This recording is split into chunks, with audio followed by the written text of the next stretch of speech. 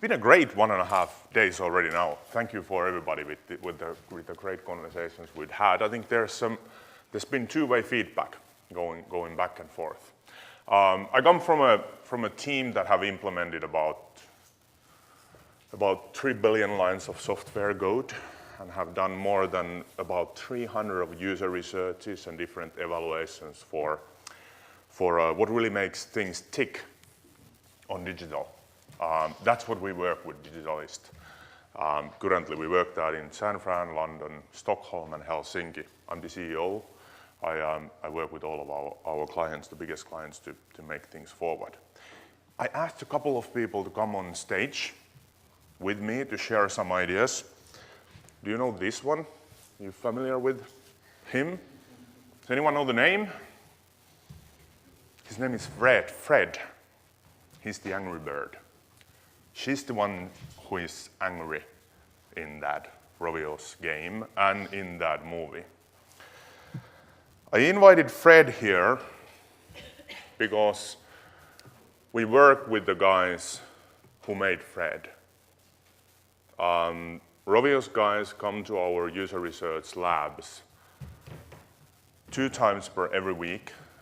They have several features on their game that they want to test whether they work or not. And what is the level of addictiveness, what is the level of gamification, what is the feedback, what is the heat map on the screen, what is it within the feelings that the people get when they engage with Fred. I like this guy. He's one of the best. Then help me a little bit with this one. We have a person here from Finnair even. I might ask from, how do you call him or her? Do you call like airplanes her? Are there like ships that you're always supposed to call them her? I'm not sure if we call them she or he. Haha. We don't have that in the Finnish language. Well, does anyone want to propose a name for?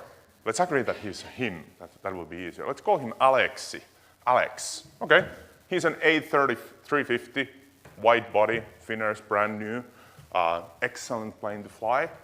So we'll have Fred and Alex. Are you with me? Then we'll need one more. She's a she. You know, ships are always named after women. They need to have three tonants on the voice. So she's actually Galaxy on her real name. So now we have Fred, we have Alex, and we have Galaxy. We have 2 examples from a travel and hospitality industry that I'm going to share with, and one from the gaming. And I've done it for purpose. The idea that goes through my presentation is to make you think. So I'm sorry if it causes headache. I'm sorry if you're getting a bit of a noisy on that one and so on, but that's the whole purpose. Why we talked about feedback is because the transformation that we got ongoing in the world requires us to be clever, requires not us only to think about the technology, not us only to think about the brand or the marketing or the functions that we do, but in everything that we drive things forward, we need to personalize them and drive them forward in the way that they're built for future. And the future looks good. In the world, things have never been as good as in terms of property, in terms of people's wellness, in terms of going forward, as they are, as we currently do. Even in a big company turnarounds, when you focus on what we can do at the moment as nations and as human beings, and if we fight for that new thing, we'll get, and we listen to that feedback, and we share that feedback, and we keep on that feedback, we'll get things done like Fred. I don't see many people in travel and hospitality industry, not even the ones that we work with, and I'll go in a very deep, some of the examples that we do, on a very techie level, on a UI level examples. I still don't see us working with the travel and hospitality industry, and a lot of us thinking our development focusing on the new world where we are going. And I believe Fred got something right on this story. That's my assumption. Whenever Fred and the guys from Angry Birds, I know them, I've known the guys who developed this game. How many of you played? You can, like now you can admit, I don't tell anybody. Some of you, who have you seen the movie? Some people in the room, okay, cool. In what happened in the gaming industry, or with mobile altogether, or even some people say that into the world of advertising and traveling and hospitality as well, we're seeing a big change of putting power to the people. People decide whether they take that goldfish approach, 7 seconds, I'm done. Literally do wrong, I don't read. That was good. From yesterday's, I remember seeing. Not for me. Or if I decide to do so, this is where I'm going to be focusing. I'm actually against the fact of the goldfish attention span. And I got proven on that. Whenever we invite every week 50 people, random people. There's 25 that play the games already, 25 that don't, to test the new features of Rovio's games. We're getting a hard time getting people out of the research laboratories from testing the games. And then at the same time, we're kind of saying that there's an attention span of a goldfish. There's not an attention span of a goldfish going on with human people, but we are actually being more critical on where do we want to spend our time. And advertising is not like maybe the thing here that I want to spend my 45 minutes on each of the day. But we're more social. We got new medias ongoing. We got them actually raising up all the time. And we ourselves are getting to be a media and driving it forward.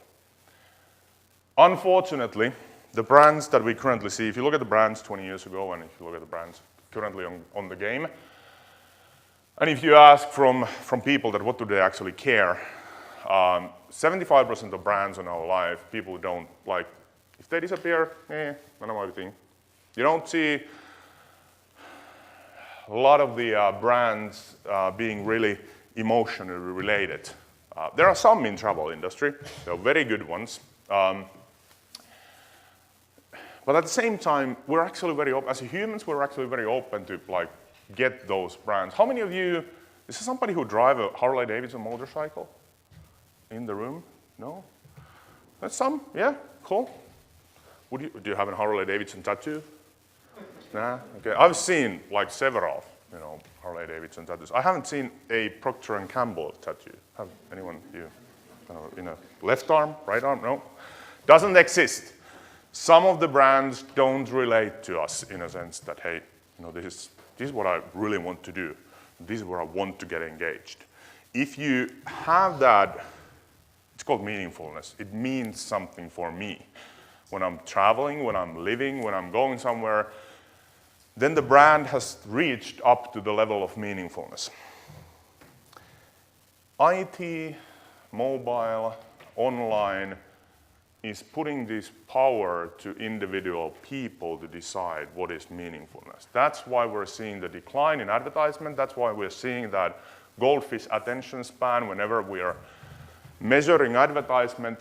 But there's another thing here going on where people actually want to engage heavily on the brands that they relate to. We as digitalists, we have our own network of talking about disruption and digitalization and things going forward. We have about 15,000 people in a single Facebook group sharing their ideas about where this world is going, what happened, what do you think about this one, and so on. Because for some reason people feel that's meaningfulness. That's important for them. And the brands that can actually reach to that level, and we're very, like I'm always humble every morning when I look at the discussion ongoing, whether it's our client from hotel industry or Viking Line or Color Lines or cruise industries, I'm always humble that, hey, we are sharing a common target together with us, even though we are the service company, and they are the client. There's the client relationship, but there is something that is reasonably meaningful for all of us. They share that thinking within Finnair with that Alex and then Galaxy from Colorline as a ship. That means something, that brand, to the users and to the people that are developing it. And that's, if that feedback, if we would listen as brands, that upside of attention span that is ongoing, it's a pure profit center. It's something that we will actually make valuable money, revenue, and business out of it. And people are willing to pay for it. Can I borrow that cup of coffee? That, like the coffee cup? Cool. There's some coffee in it, no problem. How much this coffee would cost on a gas station? £2? 150, maybe? Unreasonable. The ingredients of the cup of coffee costs about 25 cents, 28 cents, probably. Then there's the actual cup, 5 cents, roughly. Reasonable profit on it, isn't it? Yep. What's the most expensive coffee you've ever drank? Starbucks? Yeah. How much is it? $5. In Europe, how much that is? Like in Helsinki, we had €6.70. And I was happy to drink it. I shared the Instagram photo, Helsinki Vantaa, Starbucks, here I am, going to London. I like this. And I was like, what am I doing? Yeah, there was a meaningfulness in that brand. And they built it inside of the whole of that service chain. €6.70, and there was a queue. There's another coffee, there was no queue, for some reason. Those brands, Fred's and Starbucks, they do something differently. They do something differently in how they drive these chains through. And it's related to the thing here that we still, on travel and hospitality industry, we call that feedback. Pretty often, we treat it as, we got some customer feedback. Some of the brands still do this extremely well. The ones that do this used to be Rovio's organization chart. Fred was there right in the center, the gamer, the brand icon, the user, the whole experience, the organization, everything that I did was built on the fan experience, and all of the sectors went out from that one. That's how the companies that reach on that level build themselves and treat their customer feedback and things going forward. I'm going to tell you how we did this with Colorline. The road is pretty long. Reaching out from the situation where as a hotel company, as a cruise liner you are, we've seen during these 1.5 days, we've seen excellent methodologies, service design examples, user interactions. Thomas Cook had an excellent laboratory of their new ideas where they tested up. And those are all methodologies on the way of building something, meaning for their users. And if you can reach that level, then you're getting in there where Starbucks and Fred are at the moment. Starbucks is highly profitable. Their revenue is 37% of their revenue is coming out from the mobile payments. People pre-order their coffee. About 30% of coffee is actually pre-ordered, something where retail brands don't reach at all the other ones that haven't thought about that in the same way. The reason why I'm lifting up Galaxy, not Fred, but Galaxy, the ship in there. There's the actual, when you start thinking that not as a trip, but as a experience with several touch points, you actually start very soon realizing that you're not just talking about a trip, but you're talking about going to somewhere, you're talking about the waiting time, you're talking about even an ecosystem, because there seems to be pretty, if you listen to the feedback, you actually get the emotions in place that people have when they are cruising. They would rather do it that always. So they are even thinking about the cruising when they are working. And if you can get those touch points right, you'll start climbing up the ladders of being a meaningful brand. And in all of the steps that you do, you need to listen, test your ideas, get back to your users, and have that feedback loop in place.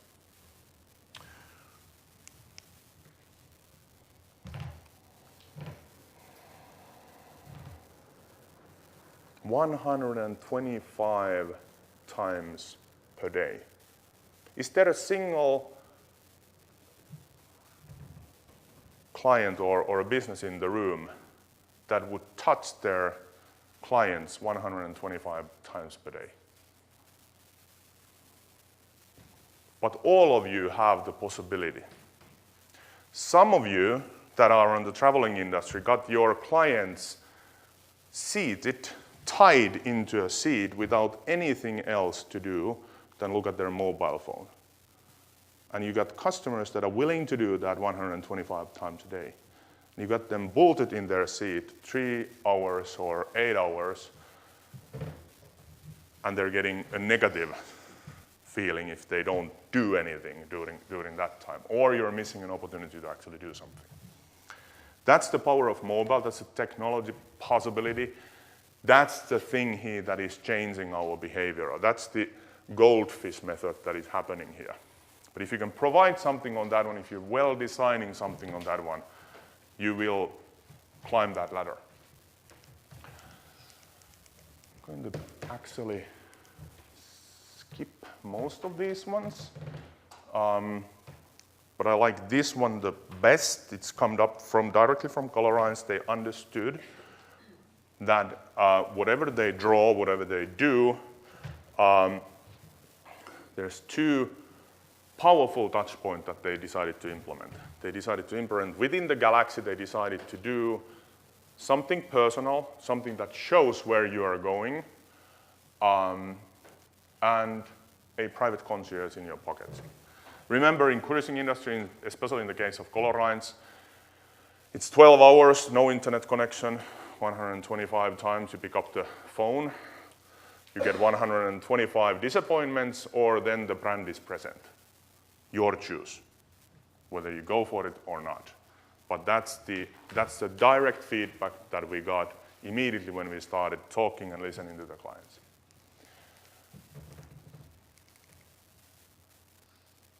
That's how they measured success. The only thing important for us is to understand that we drive 3 goals. For successing in the new world, or successing in the digital, you need to have 3 things right. You need to get the engagement level, if possible, to the level of Fred, to the level where people feel close to addicted. There's currently a lot of discussion in the gaming industry that they need to disrupt their users after 45 minutes so that they are not playing anymore, because that's called social responsibility. And I think, as a parent, I think that's a good idea. But they're in the same, they have all the same possibilities that you have as a brand. So that's engagement. That's the level of engagement that you can get. Then you need to have something that is, of course, directly commercial. Also, Fred has a direct commercial aspect on it. Provi is actually doing pretty good money on the gaming and on the branding that they currently do. And then a loyalty or transformative approach on getting people back on it. And Colorline did this very well. They've also been able to reach on the goals that they are currently driving on going forward. Alex, that Airbus A350 extra wide body.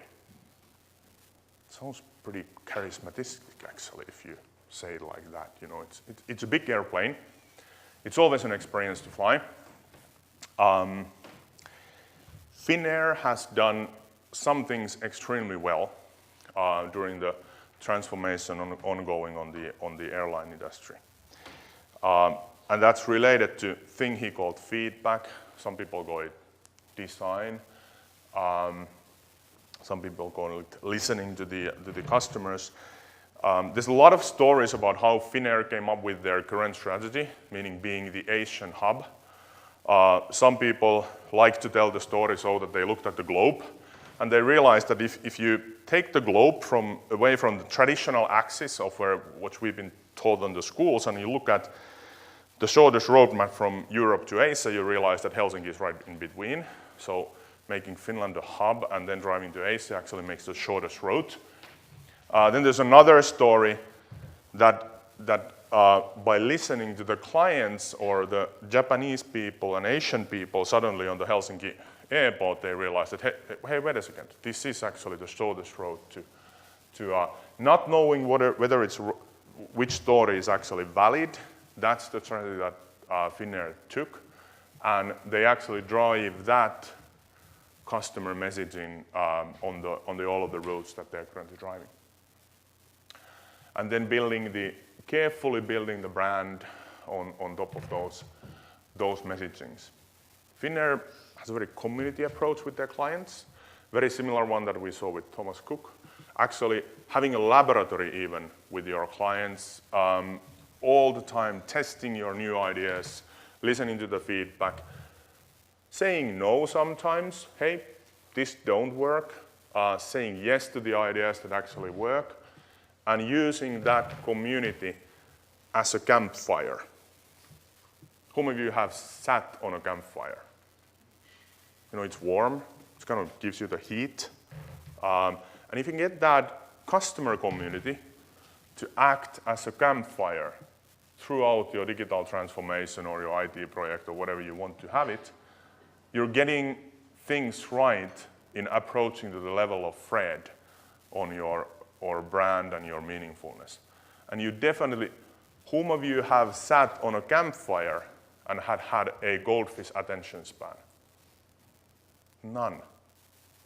Because that's inbuilt in the humanity. When there's fire, or when there's a single line of horizon, or the eyes of the baby, you have an attention span of close to eternity. You can do that as long as you want to. And then you're touching something that has a meaningfulness on the people. That's why we compare the community of customers in the development projects and in your new ideas and in your all achievements as a campfire. If you can get that type of a feeling ongoing, whether it's qualitative, quantitative research, ethnographic research, where in our areas this idea will work, then you'll get that feedback right, because then you'll drive things forward in the level where you're actually listening. People call it user-centric design or design methodology approach, where you have a lot of cognitive knowledge on the transformation program existing.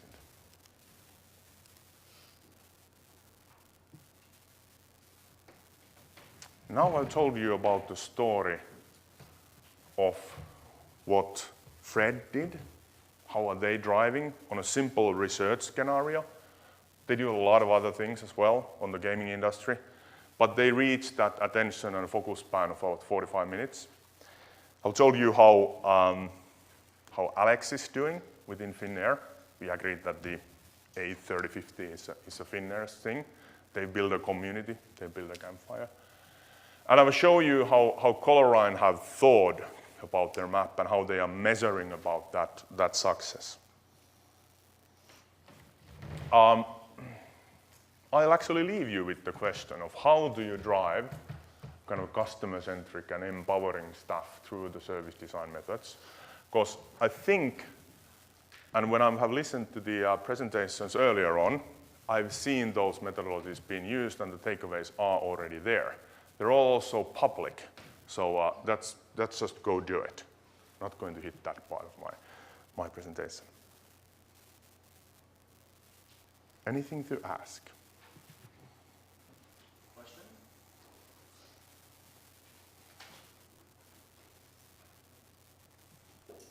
I think their brains are hurting. You made them think too much. Is it so?